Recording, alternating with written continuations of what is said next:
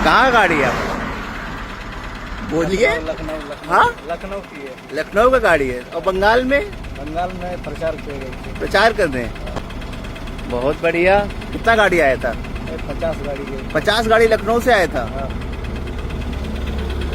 चलिए, बहुत बढ़िया।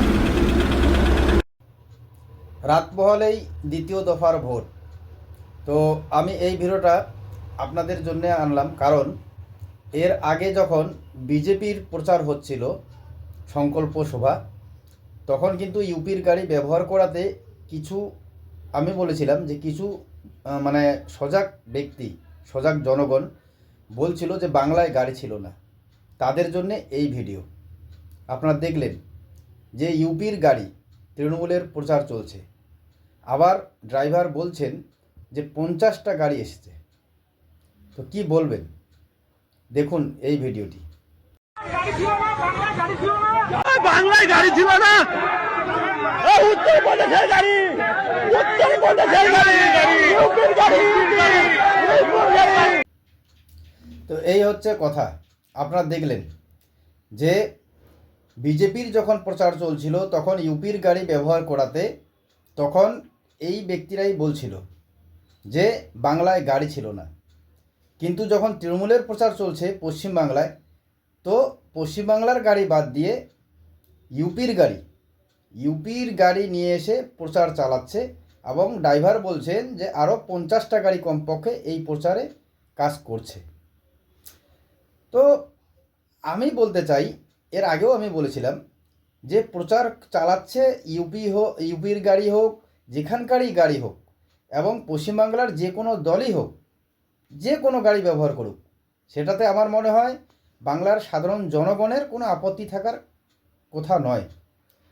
আমরা একটা ব্যাপারেই আপত্তি জানাতে পারি যে বাংলার সাধারণ মানুষ, আপনারা দেখবেন যে ছোট ছোট রোগের জন্য বাংলায় ট্রিটমেন্ট হচ্ছে না, বাংলায় কোনো ব্যবস্থা হচ্ছে না, সেটার জন্য বহিরাগত রাজ্যে যাইতে হচ্ছে। বহিরাগত রাজ্যে গিয়ে ব্যাঙ্গালোর ভ্যালোর বহিরাগত রাজ্যে গিয়ে মানে স্বাস্থ্য পরিষেবা নিতে হচ্ছে। কেন? আমার মনে হয় তখন আপত্তি করলে ভালো যে আমরা পশ্চিমবাংলার মানুষ, খেটে খাওয়া সাধারণ মানুষ, আমরা আমাদের রাজ্য সরকারকে ট্যাক্স দিচ্ছি। রাজ্য সরকারকে ট্যাক্স দেওয়ার পরে আমরা তাদের কাছ থেকে এই স্বাস্থ্য পরিষেবাটা কমপক্ষে পরিপূর্ণভাবে যাতে পেতে পারি, আমাদের রাজ্যেই যাতে আমরা কর্মসংস্থান পাই, কাজকর্ম করে খেতে পারি। আপনারা তো জানেন যে 32 লক্ষ নাকি পরিযায়ী শ্রমিক, যাদেরকে এই যে ভাতা দেওয়া হলো 5,000 করে। তো আমরা বাইরের রাজ্যে কেন কাজ করতে যাব? আমাদের রাজ্যের সাধারণ মানুষের কোনো রোগ হলে আমরা বাইরের রাজ্যে কেন ট্রিটমেন্ট করাতে যাব? এটা হচ্ছে প্রশ্ন। তো আমরা এগুলি বাদ দিয়ে আমরা ভোটের মুখে কোথায় বিজেপি বহিরাগত গাড়ি এনে পশ্চিমবঙ্গে প্রচার চালাচ্ছে সেটার জন্য বলছি যে আমাদের রাজ্যে গাড়ি ছিল না। আবার কিন্তু দেখুন যে আমি ভিডিও দেখালাম আপনাদের যে তৃণমূলও কিন্তু বহিরাগত গাড়ি দিয়ে প্রচার চালাচ্ছে।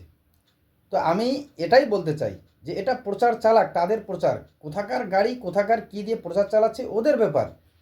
কিন্তু আমরা আমাদের যে স্বাস্থ্য, শিক্ষা, কর্মসংস্থান, আমরা এই সব ব্যাপারে মাথা ঘামাবো। বাংলার মানুষ, আমরা পশ্চিমবাংলায় বসবাস করি, আমরা পশ্চিমবাংলায় যে কোনো দলকে ভোট দেই, তার সরকার গঠন করার পর আমরা সেই সরকারকে ট্যাক্স দেই। কেন? আমরা যাতে আমাদের যেটা অধিকার, স্বাস্থ্য, শিক্ষা, কর্মসংস্থান, এটা যাতে পরিপূর্ণ করে পাই। কিন্তু আমরা এটাতে লক্ষ্য দিই না।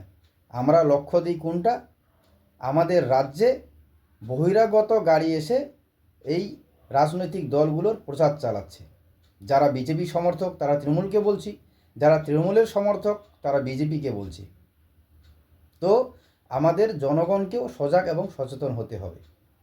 জনগণ যদি সজাগ সচেতন না হয় তাহলে আপনাদের অধিকার কেউ কোনো দিন দেবে না।